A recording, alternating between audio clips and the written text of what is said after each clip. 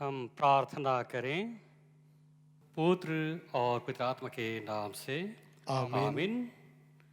हे अनुग्रहकारी जीवित परमेश्वर पिता, हम तुझे धन्यवाद देते हैं आज के पवित्र दिन के लिए जो तूने हम सबों को तेरी आराधना स्तुति करने के निमित्त प्रदान किया है। बीते दिनों में तू हम प्रत्येक जन के साथ रहा, हर प्रकार के जोखिम दुर्घटना से हमें बचाए रखा और इस समय हम तेरे दासता से विश्वासी क्षण तेरी आराधना स्तुति करना चाहते हैं। प्रभु, इस समय हमारे साथ हो, हमें पवित्र आत्मा की प्रेरणा गवाही दे कि हम तेरी आराधना आत्मा सच्चाई से कर सकें। हमारे प्रभु यीशु ख्रीस्त के द्वारा आमीन। गीत गाएंगे गीत संग्रह से संख्या 178, हिम नंबर 178, सर्वधन्य परमेश्वर सनातन अक्षय।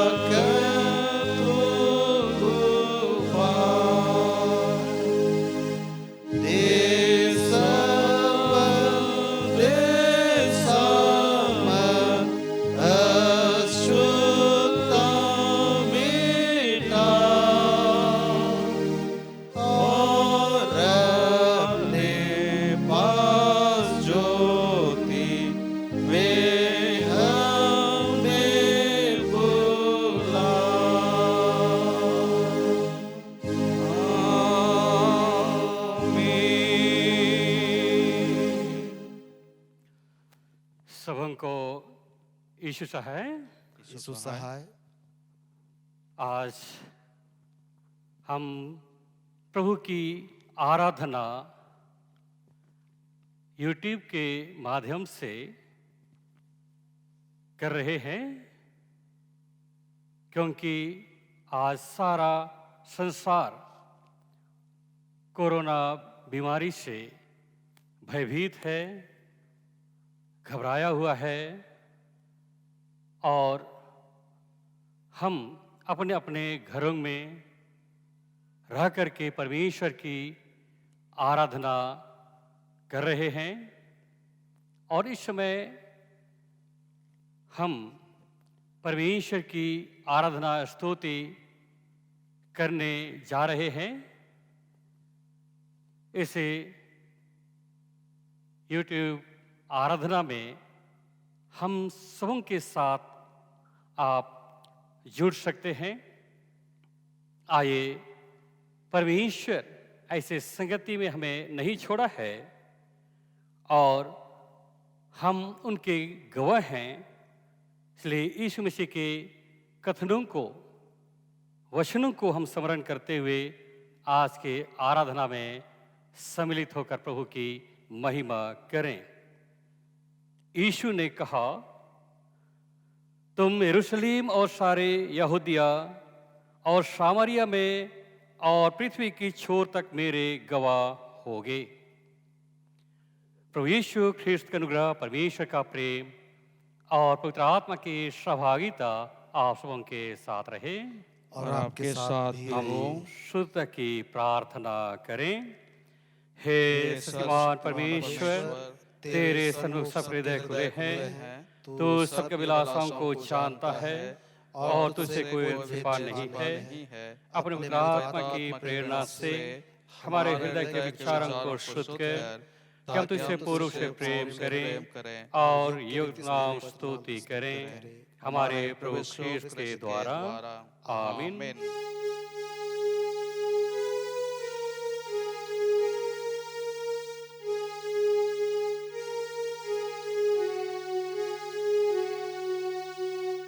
स्वर्ग में परमेश्वर की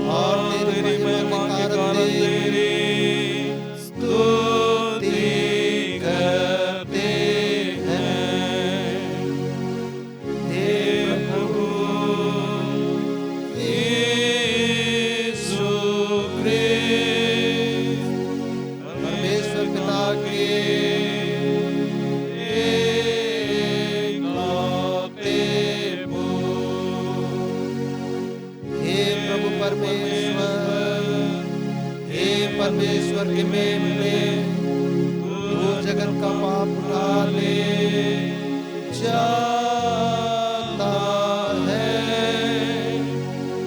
हम पर दया कर। तू पिता की दाहिनी ओर विराजमान है।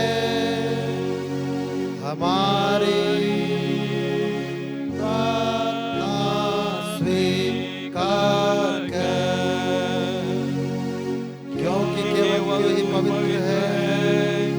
तू ही प्रभु है।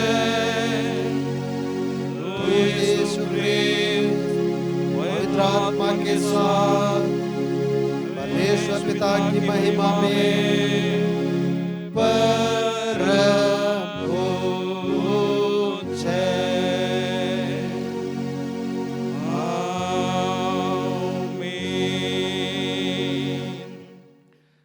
आप लोगों के साथ हो और आपके साथ भी हो। हम प्रार्थना करें। आज पुनरुत्थान पर्व के पश्चात दूसरा प्रभुवार है।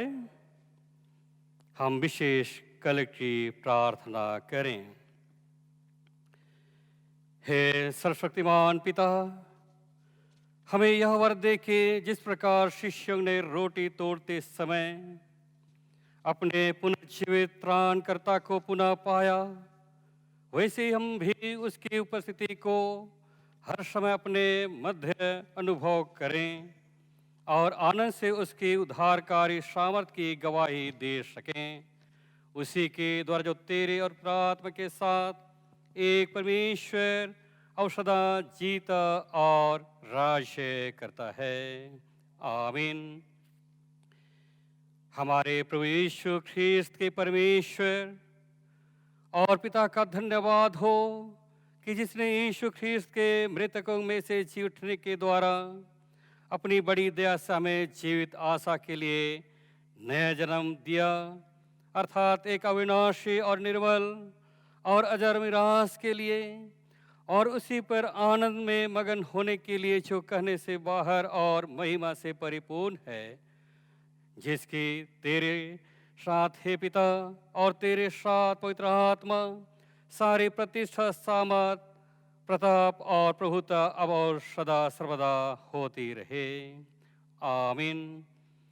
हे श्रीमान परमेश्वर, हम तुझे धन्यवाद देते हैं क्योंकि तो सब जाति के मनुष्यों को एक ही लहू से सारे पृथ्वीवास करने के लिए उत्पन्न किया और अपने धन्य पुत्र को इसलिए भेजा कि जो दूर है और जो निकट है दोनों को मेल का प्रचार करें। यह वर दे के इस देश के सब लोग तुझे टटोल कर पाएं, और हे स्वर्गीय पिता, उस प्रतिज्ञा को शीघ्र पूरा कर जो तूने की है कि मैं सारे मनुष्यों पर अपना आत्मा उंडेलूंगा, हमारे त्राता यीशु ख्रीस्त के द्वारा। आमीन। हम इसमें धर्मशास्त्र से परमेश्वर का वचन सुनेंगे। पहला पाठ पढ़ा जाए।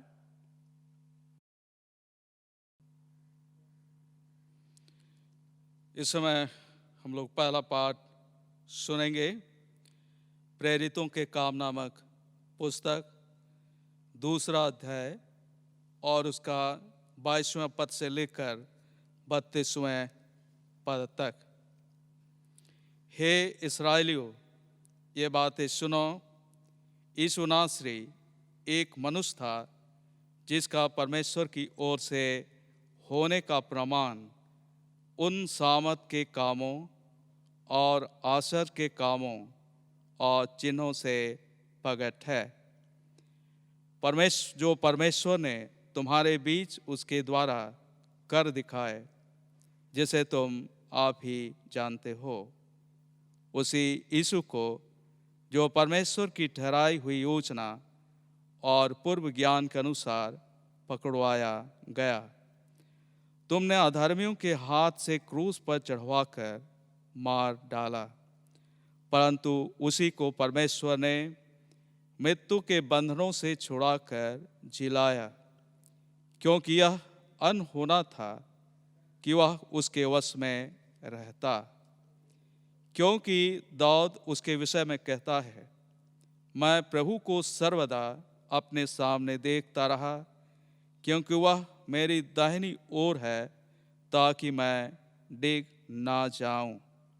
इसी कारण मेरा मन आनंदित हुआ और मेरी जीभ मगन हुई, वरन मेरा शरीर भी आशा में बना रहेगा, क्योंकि तू मेरे प्राणों को अधोलोक में ना छोड़ेगा और ना अपने पवित्र जन को सड़ने ही देगा।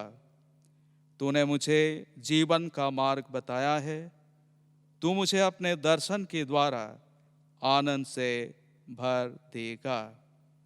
हे भाइयों, मैं कुलपति दाऊद के विषय में तुमसे साहस के साथ कह सकता हूँ कि वह तो मर गया और गाड़ा भी गया, और उसकी कब्र आज तक हमारे यहाँ विद्यमान हैं। वह भविष्यवक्ता था।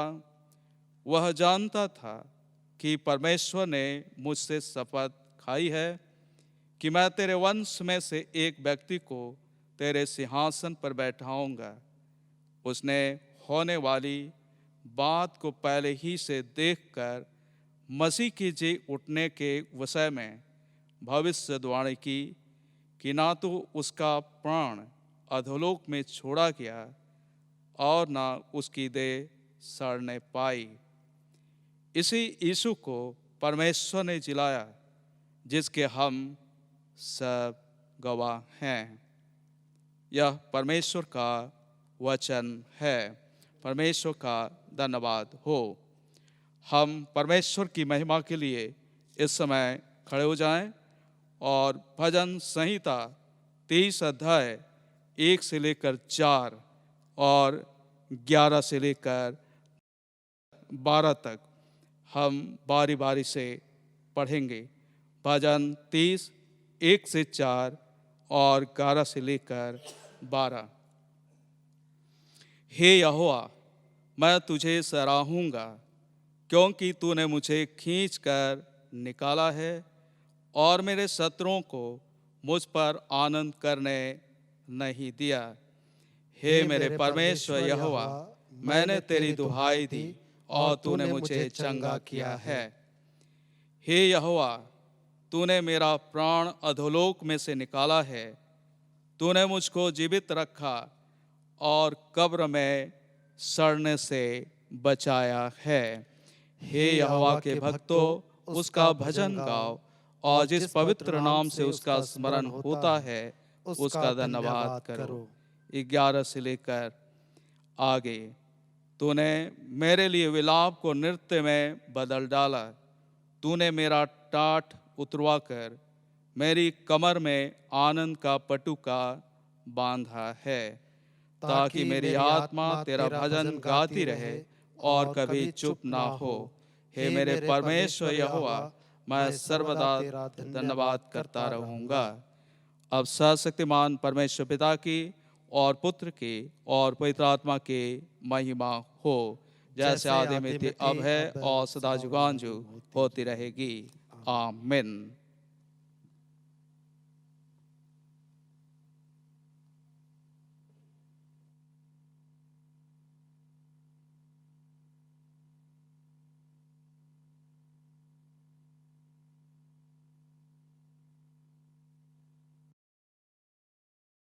इस समय आज के लिए हम दूसरे पाठ वचन सुनेंगे।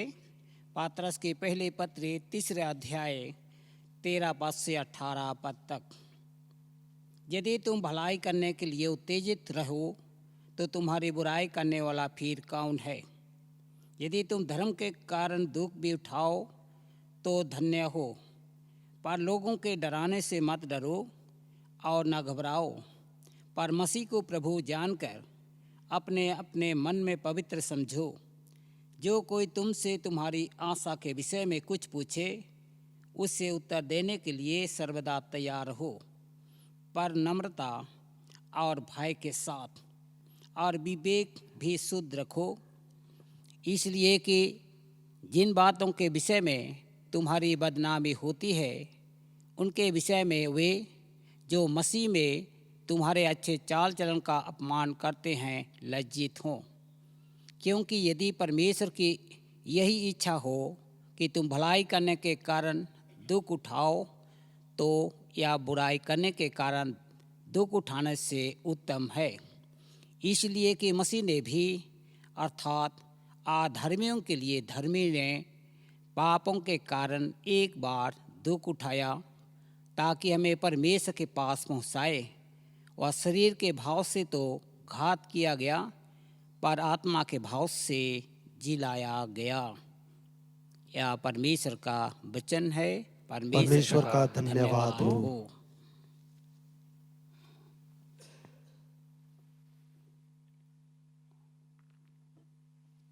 गीत गाएंगे।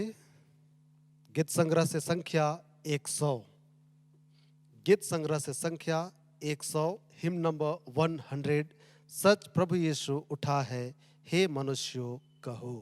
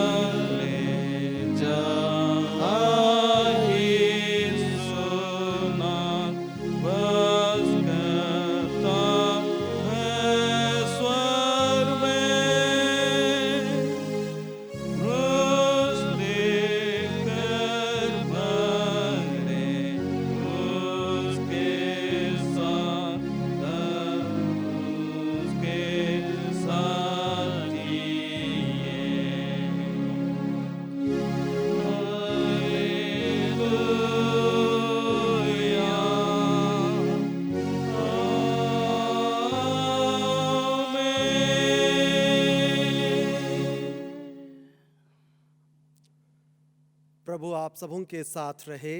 और आपके साथ भी हो। पवित्र लुक्का रचित सुसमाचार के 24वें अध्याय में लिखा है और उसके 13वें पद से पवित्र सुसमाचार आरंभ होता है। हे प्रभु यीशु क्रिस्त, तेरी महिमा हो। उसी दिन उनमें से 2 जन इम्माउस नामक एक गांव को जा रहे थे जो यरूशलेम से कोई 7 मील की दूरी पर था। वे इन सब बातों पर जो हुई थी आपस में बातचीत करते जा रहे थे। और जब वे आपस में बातचीत और पूछताछ कर रहे थे तो यीशु आप पास आकर उनके साथ हो लिया, परंतु उनकी आंखें ऐसी बंद कर दी गई थी कि उसे पहचान ना सके। उसने उनसे पूछा, ये क्या बातें हैं जो तुम चलते चलते आपस में करते हो? वे उदास से खड़े रह गए। यह सुनकर उनमें से क्लियोपास नामक एक व्यक्ति ने कहा, क्या तू यरूशलेम में अकेला परदेशी है जो नहीं जानता कि इन दिनों में उसमें क्या क्या हुआ है? उसने उनसे पूछा, कौन सी बातें?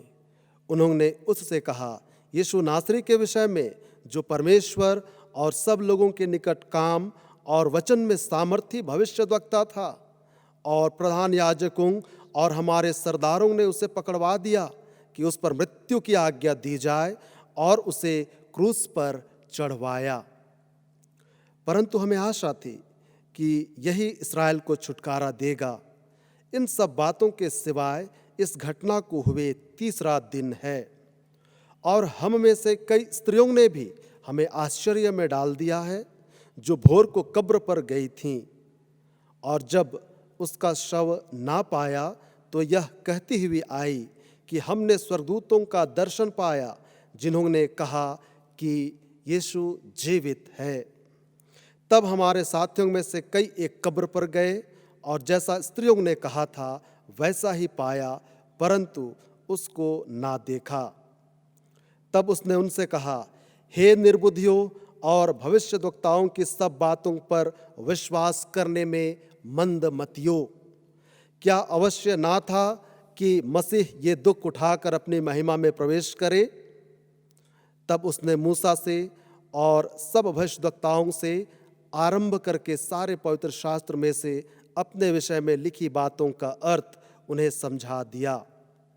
इतने में वे उस गांव के पास पहुंचे जहां वे जा रहे थे, और उसके ढंग से ऐसा जान पड़ा कि वह आगे बढ़ना चाहता है, परंतु उन्होंने यह कहकर उसे रोका, हमारे साथ रह, क्योंकि संध्या हो चली है और दिन अब बहुत ढल गया है।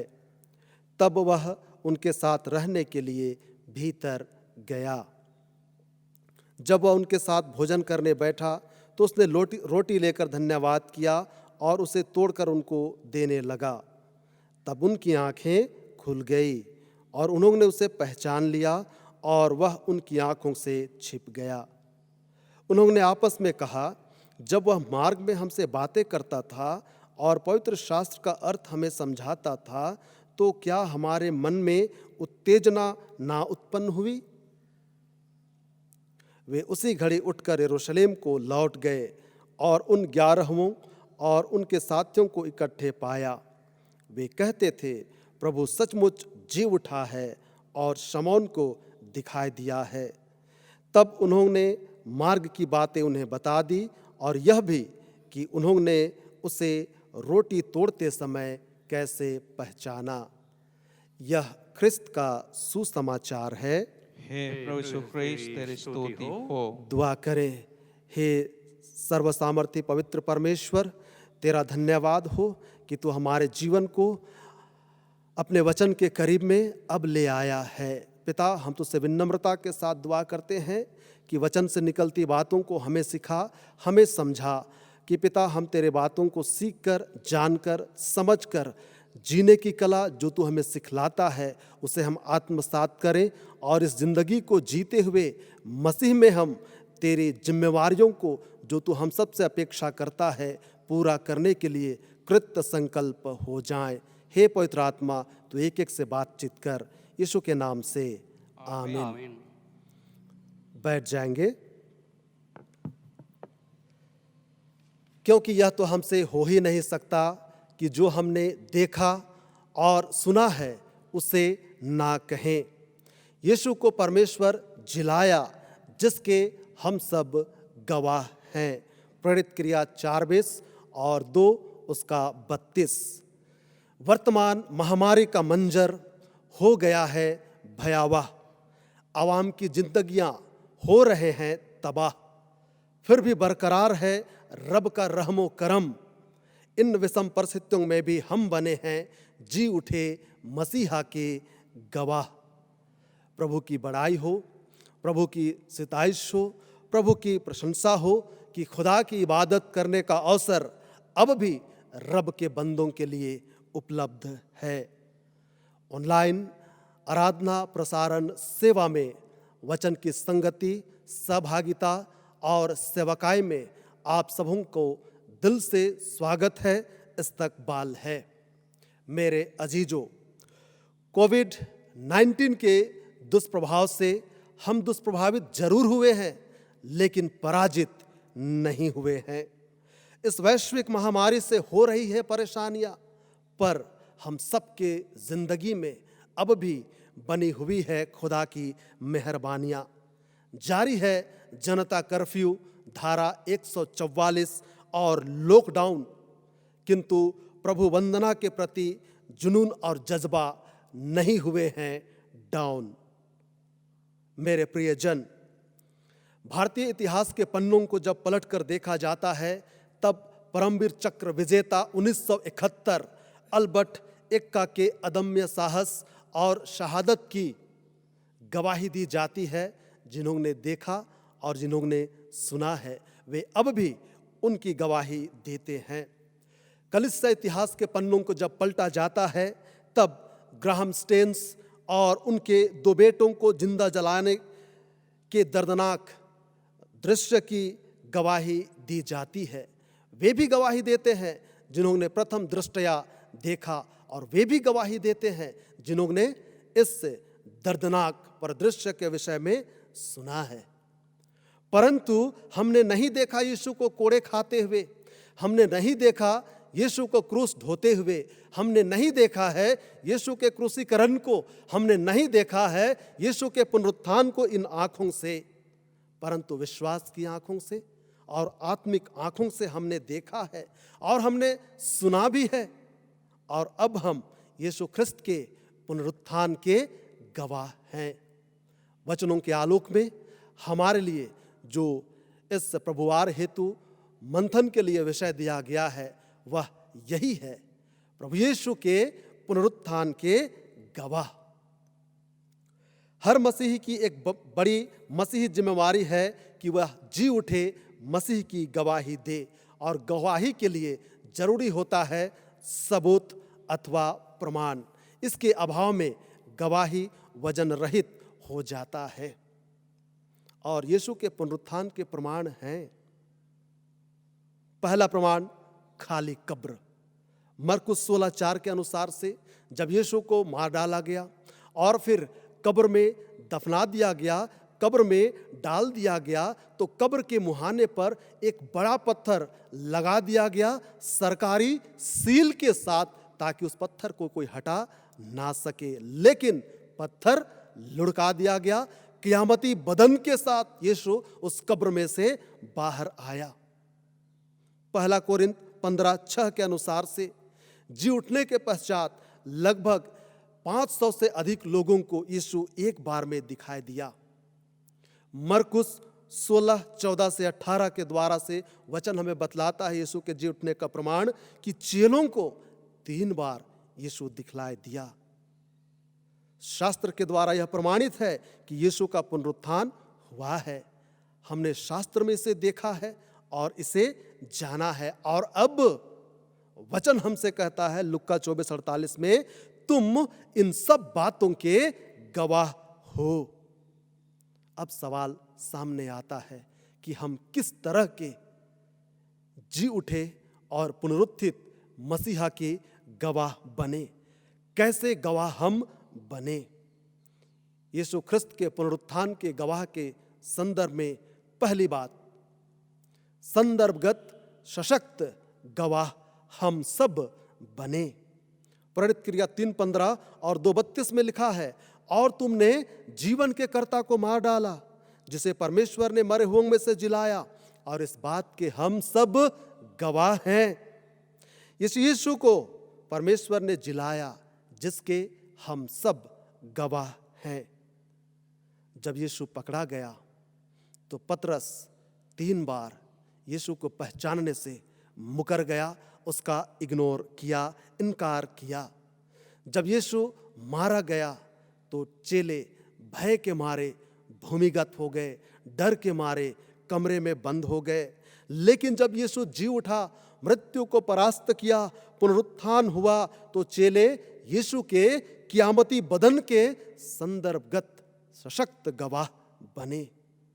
यही चेले जो भय के मारे भयभीत होकर भूमिगत हो गए थे, जब सशक्त गवाह बने, इन्होंने कायनात को हिला करके रख दिया। पूरी कायनात को इन्होंने उथल पुथल करके रख दिया। यरूशलेम में इनके सशक्त गवाही के द्वारा से लगभग 3000 लोग एक बार में प्रभु में मिल गए। गवाही के द्वारा कईएक की जिंदगियां बदल गई। वर्तमान परिवेश अथवा संदर्भ हमारे लिए चुनौतियों से भरा हुआ है। हम कैसे गवाही दें? जनगणना के अनुसार, सेंसस के अनुसार हमें अब तक अल्पसंख्यक दिखलाया जाता है। मात्र हमारी जनसंख्या 2.4% दिखलाई जाती है। मिशनरी अभियान हमेशा निशाने पर रहता है। हम कैसे संदर्भगत सशक्त गवाही दें? मत्ती रचित सुसमाचार 10वां अध्याय आयत 16वां हमें बतलाता है, सांप के समान चतुर और कबूतर के समान भोले बनो, अर्थात सतर्क, सुनियोजित, शुद्ध, आज्ञाकारी और वक्त की नजाकत को समझने वाला। जब हम संदर्भगत सशक्त गवाही देते हैं तो इसे कोई भी मिटा ना सकेगा। प्रेरित क्रिया 5:38-39 में लिखा है, यदि धर्म या काम मनुष्य की ओर से हो तब तो मिट जाएगा, परंतु यदि परमेश्वर की ओर से है तो तुम कदापि मिटा ना सकोगे। संदर्भगत सशक्त गवाही में चुनौती है, सताव है, कठिनाइयां हैं, परंतु यह हमारी मसीही जिम्मेवारियां भी है। और इस काम के लिए हमें आज का पत्री वचन का पाठ सिखलाता है।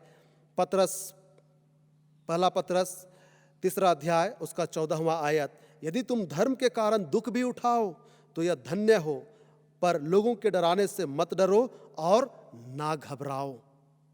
आगे 17वां आयत बतलाता है, क्योंकि यदि परमेश्वर की यही इच्छा हो कि तुम भलाई करने के कारण दुख उठाओ तो यह बुराई करने के कारण दुख उठाने से उत्तम है। चुनौतियां हैं, परेशानियां हैं, लेकिन जो इन्हें उठाते हुए सशक्त गवाही देते हैं, ये परमेश्वर को पसंद है। गवाही वह सेतु है जो भटके हुओं को प्रभु से मिलाता है। परिस्थितियों के मद्देनजर रखते हुए हम पुनरुत्थित यीशु के संदर्भगत सशक्त गवाह बने।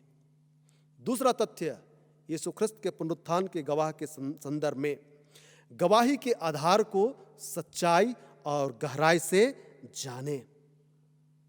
जिस काम के आधार में सच्चाई और गहराई हो, वहां निर्माण को मजबूती मिलता है। क्या हम गवाही के गहराई और सच्चाई को जानते हैं? जी हाँ मेरे अजीजों, 1 कोरिन्थ 15:3 और 4 हमें बतलाता है, यीशु मसीह हमारे पापों के लिए मर गया और गाड़ा गया, और पवित्र शास्त्र के कथन के अनुसार तीसरे दिन जी भी उठा। मेल मिलाप का आधार प्रेम है, सफलता का आधार मेहनत है, अबदी जिंदगी का आधार ईमान है। क्या हम जानते हैं पुनरुत्थान का आधार सच्चाई और गहराई से, जिसे पौलुस आज हमें बतला रहा है। किसी भी चीज का आधार जाने बिना सफलता की बुलंदियों तक नहीं पहुंचा जा सकता है। पौल ने एक वाक्य में गवाही का आधार सच्चाई और गहराई से बतला दिया। एक वक्त था मेरे प्रियजन, जब पौलुस कलीसिया का सताने वाला था, गवाही की अवहेलना करने वाला था, लेकिन दूसरे ही क्षण वह रोमी साम्राज्य में गवाही देता है, क्योंकि वह गवाही के आधार को सच्चाई से और गहराई से और खराई से जान गया और उसे पूरा भी करता है। गवाही में सच्चाई को साथ मिले, स्वार्थ को नहीं। गवाही में गहराई हो, बुराई नहीं, क्योंकि बुराई में ताकत चाहे जितनी भी क्यों ना हो, उसका अंतिम संस्कार तो अच्छाई और सच्चाई ही करता है। वधित तो हम जानते चले कि गवाही एक सेवा है जिसके द्वारा से स्वस्थ संरचना निर्माण संभव होता है। यदि इस सेवा में सच्चाई, गहराई और खराई ना हो तो याद रखें, परमेश्वर की अदालत में हम सबों को खड़ा होना है और खुदा की अदालत में किसी की वकालत नहीं होती, और जब सजा हो जाए तो किसी की जमानत भी नहीं होती। जब भी हमें गवाही का अवसर मिले, उस गवाही को हम सच्चाई के साथ, खराई के साथ और गहराई के साथ करें, और इन तथ्यों का समावेश अवश्य हो। अंतिम तथ्य यीशु ख्रिस्त के पुनरुत्थान के संबंध में। पुनरुत्थित मसीहा को हम खुद से किनारे ना रखें। जी उठे मसीहा को हम अपने जिंदगी से अलग ना रखें। आज के सुसमाचार लुक्का 24:13-35 में हम सुन रहे थे, इम्माउस के मार्ग में यीशु चेलों के साथ साथ चला, उनके साथ वार्तालाप किया, किंतु चेलों ने नहीं पहचाना। क्यों? क्योंकि उनकी आंखें दुनियावी जिंदगी ने बंद कर दी थी, क्योंकि वे अपनी दुनिया में खो गए थे और वे मसीहा की तालीमों से दूर हो गए थे। यूहन्ना 21वां अध्याय आयत 4 में लिखा है, भोर होते ही यीशु किनारे पर आ खड़ा हुआ, तो अभी चेलों ने यीशु को ना पहचाना। यूहन्ना रचित सुसमाचार के अनुसार यह तीसरी बार है जब यीशु चेलों से मिलने के लिए समय दिया था तिबिरियास झील के पास। तिबिरियास झील की एक संक्षिप्त इतिहास बतलाया जाता है। तिबिरियास झील यह गलील झील का दूसरा नाम है। लगभग 14 से 37 एडी के बीच तिबिरियास नामक सम्राट ने रोम में राज्य किया था। उसी सम्राट के सम्मान को स्मरण करते हुए लोगों ने इस गलील झील का नाम तिबिरियास झील भी रखा था। चेले यीशु की प्रतीक्षा करने के बजाय अपने पेशे में, अपनी जीविका में खो गए और यीशु को खुद की जिंदगी से अलग कर दिए, यीशु को खुद के जिंदगी से किनारे रख दिए। मेरे प्रियजन, हम भी कई बार जाने अनजाने यीशु को अपने जिंदगी से, खुद के साथ से अलग कर देते हैं, किनारे कर देते हैं। अपनी पहचान बनाने के उधेड़ बुन में हम मसीहत की पहचान को खो देते हैं। अपना पद प्रतिष्ठा को प्रतिष्ठित करने में यीशु को कई बार हम पराया कर देते हैं। अपनी योग्यता, दक्षता, श्रेष्ठता को श्रेष्ठ साबित करने में यीशु को कई बार हम नगण्य कर देते हैं। अपनी जीविका में हम खो जाते हैं और गवाही के काम को हम भूल जाते हैं। आज वर्तमान संसार में संकट के जो काले बादल मंडरा रहे हैं, इससे हम सब अनभिज्ञ नहीं हैं। हम जानते हैं, और ये परिस्थितियां जो हैं, ये सिचुएशंस जो हैं, गवाही के लिए सबसे उत्तम और श्रेष्ठ समय के रूप में हमारे लिए मसीहा ने प्रदत्त कर दिया है। और हमारे बीच विदित है कि सर्वधर्म संगठन, संस्थानें अपना योगदान कर रहे हैं इन विषम परिस्थितियों में, और गवाही के लिए उठाया गया यह कदम प्रशंसनीय है, यह कदम काबिले तारीफ है। यीशु के पुनरुत्थान के गवाह के संदर्भ में मसीह चश्मे से देखें तो ये परिस्थितियां जो हैं हमें कुछ आवाज दे रही हैं। इन परिस्थितियों में जब हम सेवा और गवाही के काम को कर रहे हैं, तब मेरे अजीजों, ये अपनी पहचान बनाने का नहीं, लेकिन मसीही पहचान को मैदान में दूसरों तक पहुंचाने का अवसर है। अपना पद और प्रतिष्ठा को प्रतिष्ठित करने का नहीं, लेकिन यीशु को दूसरों तक पहुंचाने का यह बहुत ही शानदार अवसर है। अपनी योग्यता, दक्षता, श्रेष्ठता को श्रेष्ठ साबित करने का नहीं, लेकिन यीशु मुझ में श्रेष्ठ है को साबित कर गवाही देने का सुंदर मौका हमारे लिए सृजित हुआ है। अब इन परिस्थितियों में सिर्फ हम अपनी जीविका चलाने के लिए नहीं सोचें, लेकिन उस जीविका में से लोगों को जीने में मदद करने की भी सोचें। यह समय इसीलिए है कि हम पुनरुत्थित यीशु के गवाही दें और यीशु को ऐसे काम करके खुद में सम्मानित रखें, और ऐसे काम जब हम कर रहे हैं तो यीशु हम में वास करे। यीशु के साथ होकर हम गवाही के काम को पूरा करें। चेलों ने यीशु को दिल में जगह दिया, उसके पुनरुत्थान को जाना, उन्होंने उसकी गवाही दी। यीशु को दिल में जगह दे ताकि हम सामर्थ पा सकें गवाही के लिए। प्रेरित क्रिया 1:8 बतलाता है, जब पवित्र आत्मा तुम पर आएगा तो तुम सामर्थ पाओगे और यरूशलेम, यहूदिया, सामरिया और पृथ्वी के छोर तक मेरे गवाह होगे। यह तभी संभव होगा हम सबके जिंदगियों के द्वारा से जब यीशु हमारे साथ रहे, यीशु हम में रहे, यीशु हमारे दिलों का राजा बने। और जब हम यीशु को किनारे कर दें तब तो ये गवाही के काम हमसे संभव नहीं हो पाएगा। ये संभव तब है जिससे जब यीशु हमारे साथ रहे। हम यीशु को किनारे रखकर गवाही के काम को पूरा कदापि कर नहीं सकते। मेरे प्रियजन, पुनरुत्थान एक ऐतिहासिक सच्चाई से युक्त सच्ची घटना है। यह पुनरुत्थान कलीसिया निर्माण की नींव और विश्वास का आधार है। यह पुनरुत्थान यीशु का मृत्यु पर विजय है। यह पुनरुत्थान आशान्वित जीवन का आधार है। पुनरुत्थान में ये बातें सम्मानित हैं। इन तथ्यों के हम संदर्भगत सशक्त गवाह बने। गवाही के आधार को सच्चाई और गहराई से जानते हुए खराई से पूरा करें और यीशु को खुद के जिंदगी से किनारे ना रखें। परमेश्वर पिता इन वचनों के द्वारा से हम सबों को आशीषित करे। अब त्रिएक परमेश्वर पिता, पुत्र और पवित्र आत्मा के नाम से आमीन।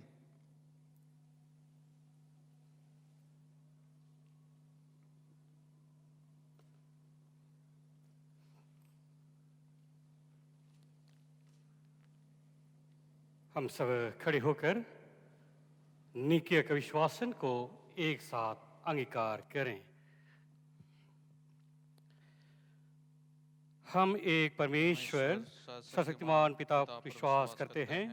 वह स्वर्ग और पृथ्वी का और समदृश्य और अदृश्य वस्तुओं का करता है। हम एक प्रभु यीशु से विश्वास करते हैं। वह परमेश्वर का इकलौता पुत्र, सर्वों से पहले पिता से उत्पन्न, परमेश्वर से परमेश्वर, ज्योति से ज्योति, सत्परमेश्वर से सत्परमेश्वर, कृत्रिम नहीं वरन उत्पन्न है। उसका और पिता का तत्व एक है। उसी के द्वारा सब वस्तुएं बनी। हम मनुष्यों के लिए और हमारे उद्धार के निमित्त वह स्वस्थ आया। पिता आत्मा के सामर्थ से वह कुंवारी मरियम से जन्मा और मनुष्य बना। पोंतियुस पिलातुस के शासन में वह हमारे क्रूस पर चढ़ाया गया। उसने दुख भोगा और मरा और गाड़ा गया। पवित्र शासन के अनुसार वह तीसरे दिन जी उठा। वह स्वर्ग पर चढ़ गया और पिता की दाहिनी ओर विराजमान है। वह जीवितों और मृतों को न्याय करने के लिए महिमा के साथ आएगा और उसके राज का कभी अंत न होगा। हम पवित्र आत्मा पर विश्वास करते हैं। वह प्रभु और जीवन दाता है। वह पिता और पुत्र से निकलता है। पिता और पुत्र के साथ उसकी आराधना और स्तुति की जाती है। वह नबियों के द्वारा बोला, हम एक पवित्र सर्वलौकिक और पृथ्वी कलीसिया विश्वास करते हैं। हम पापों की क्षमा के लिए को मानते हैं। हम मृतकों के पुनरुत्थान की और आने वाले युग के जीवन की प्रतीक्षा करते हैं। आमीन। अब हम समस्त मानव जाति के लिए प्रार्थना करें और अपनी प्रार्थनाओं को प्रभु यीशु ख्रिस्त के निरंतर निवेदन के साथ साथ अर्पित करें।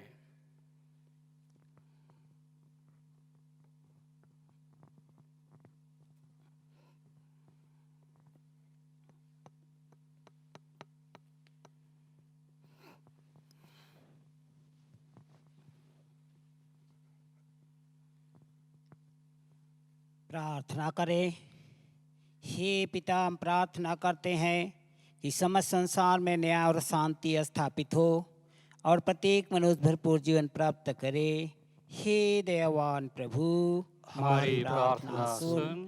उन सब लोगों के लिए जो गांवों में और नगरों में रहते हैं, उन सब बातों को दूर करने के लिए जिनसे आपसी फूट और झगड़े होते हैं, और हमारे देश में सच्ची एकता की बढ़ती के लिए हे दयावान प्रभु, हमारी प्रार्थना सुन। उन सब लोगों के लिए जो कृषि, उद्योग अथवा व्यापार में लगे हुए हैं, सब मजदूरों और कारीगरों के लिए, और उन सब के लिए भी जो अपनी सेवा से हमारी आवश्यकताओं की पूर्ति करते हैं, हे दयावान प्रभु, हमारी प्रार्थना सुन।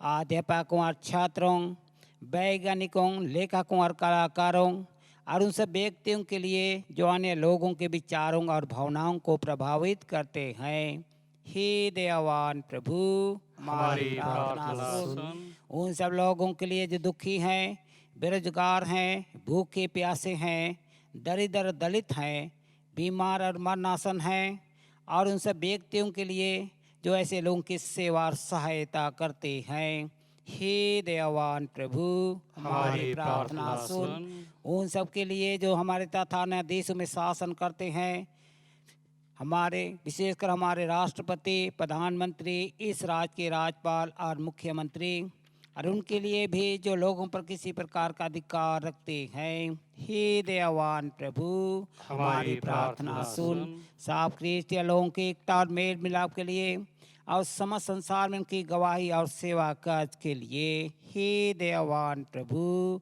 हमारी प्रार्थना सुन।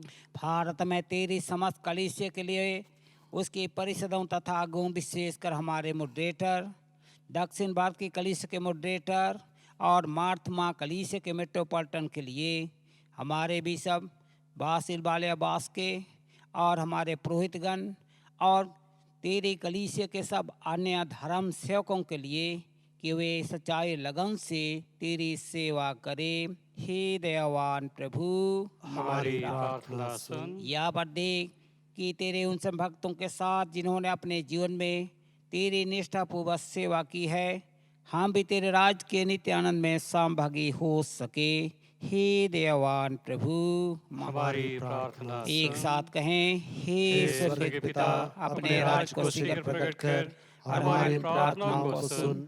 हम तेरे पुत्र अपने प्रभु और उद्धारकर्ता यीशु ख्रीस्त के नाम से मांगते हैं, आमीन।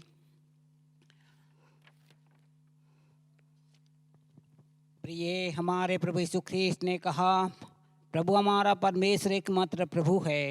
तू प्रभु अपने परमेश्वर को अपने संपूर्ण मन, संपूर्ण प्राण, संपूर्ण बुद्धि और संपूर्ण शक्ति से प्रेम कर, यह पहली आज्ञा है।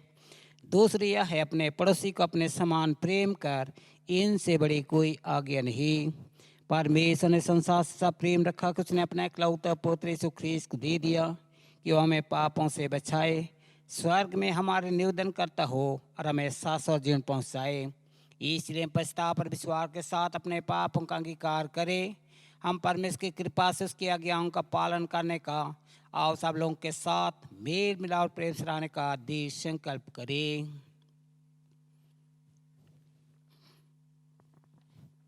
हम लोग 19 नंबर को एक साथ कहेंगे।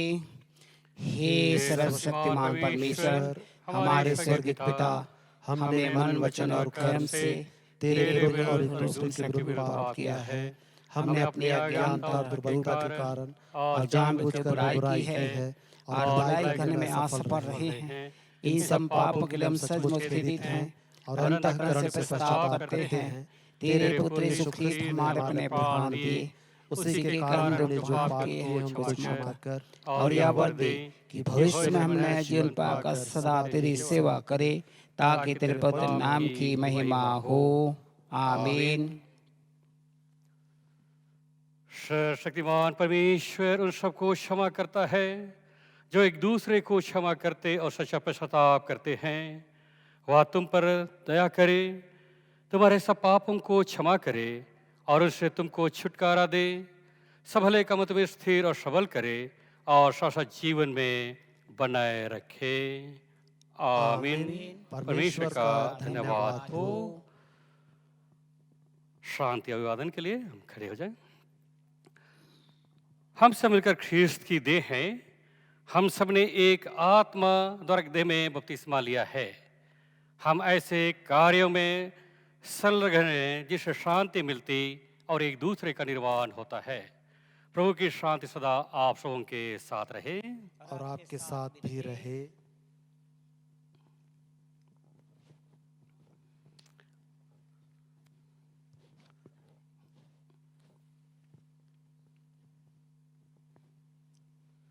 श्रद्धा और भय के साथ हम गीतों को गाते हुए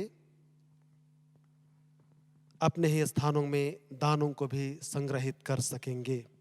गीत संग्रह से संख्या 106, हिम नंबर 106। प्रभु ख्रिस्त है जी उठा, उसने बंधन तोड़ डाला।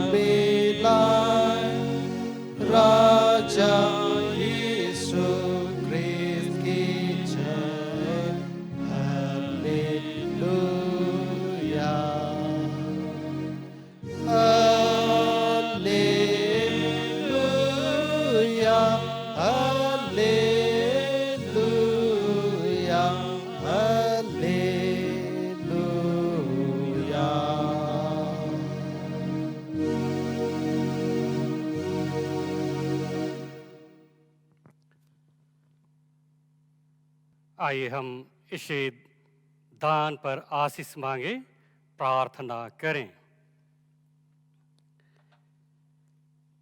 हे प्रभु परमेश्वर, अनादिकाल से अनादिकाल तक तो धन्य है। हे प्रभु, महिमा पराक्रम शोभा सामर्थ और विभव तेरा ही है, क्योंकि आकाश और पृथ्वी में जो कुछ है वह तेरा ही है। हे प्रभु, राज तेरा है और तो सबों के ऊपर मुख और महान ठहरा है। धन और महिमा तेरी ही ओर से मिलता है और हम तेरे ही हाथ से पाकर यह भेंट तुझे अर्पित करते हैं। तू अपनी आशीष दे, जिससे कि ये तेरे राज और धर्म की वृद्धि और तेरे लोगों की भलाई के काम में आ सकें। जिन लोगों ने अपने हृदय और मिट्टी को खोल कर भेंट तुझे अर्पित किए प्रभु, तो उनको बहुतायत की आशीष दे, हमारे प्रभु यीशु ख्रीस्त के द्वारा। आमीन।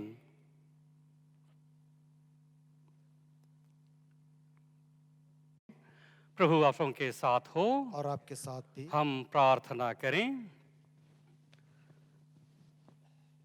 हम इस समय विशेष रूप से पूरे विश्व के लिए, हमारे देश के लिए, हमारे झारखंड राज्य के लिए प्रार्थना करें।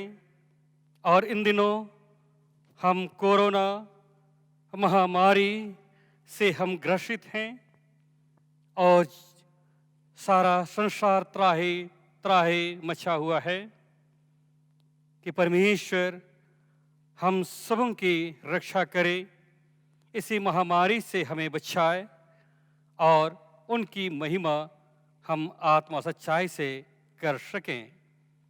और साथ ही साथ प्रार्थना करें कि उन लोगों को जो इस घड़ी लाचारी का जीवन बिता रहे हैं, बेसहारा जीवन बिता रहे हैं, प्रभु उनकी सहायता करे, हमारी भी सहायता करे कि हम ना केवल प्रार्थना बल्कि अपने सेवा के द्वारा आर्थिक रूप से भी उनकी सहायता कर सकें, ताकि वे भी अपने जीवन में परमेश्वर के आशीषों को, दया प्रेम को पहचान कर प्रभु की बड़ाई कर सकें और इस दुख की घड़ी में एक सुख शांति का जीवन व्यतीत कर सके।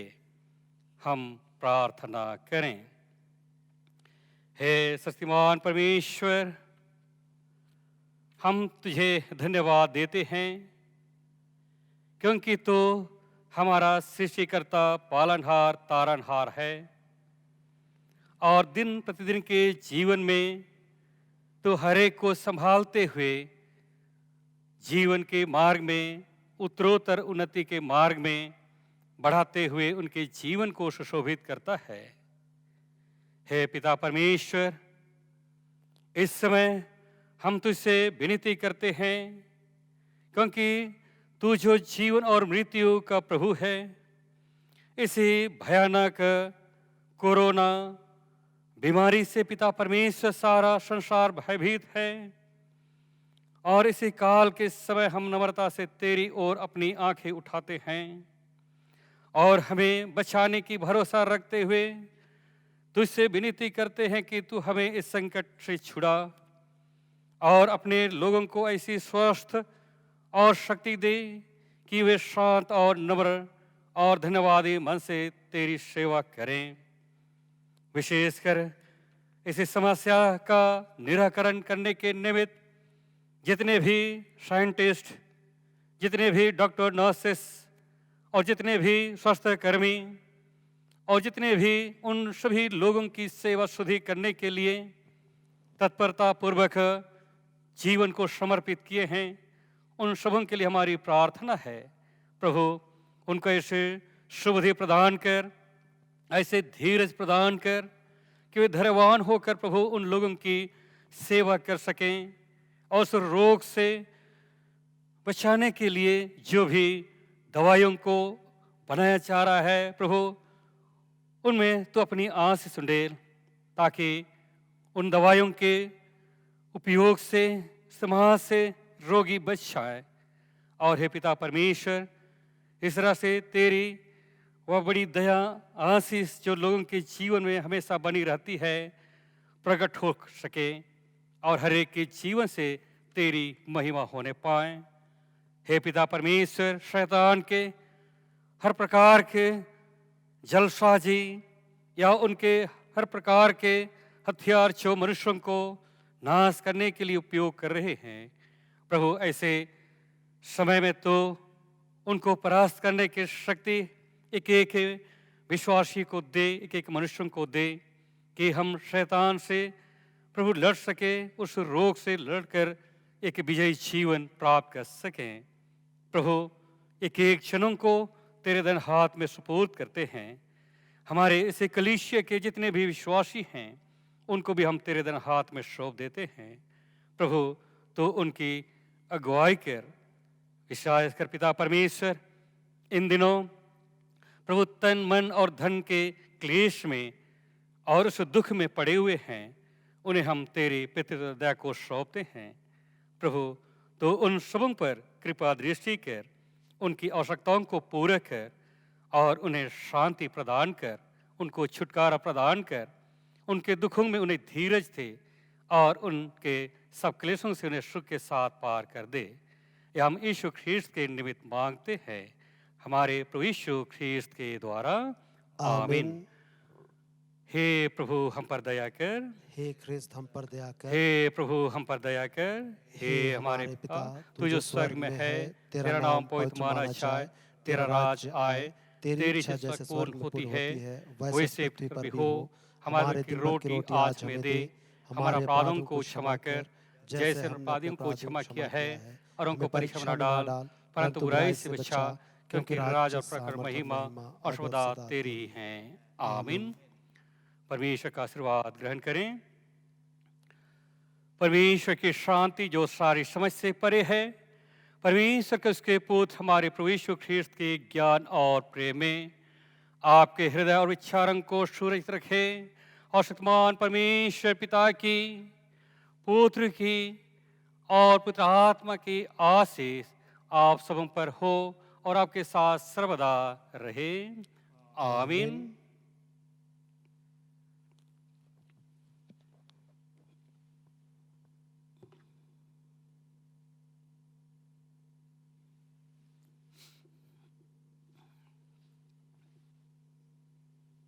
गीत हम गाएंगे गीत संग्रह से संख्या 173, हिम नंबर 173। हे परमेश्वर रक्षक मेरे, तेरा प्रेम मैं जानता हूँ।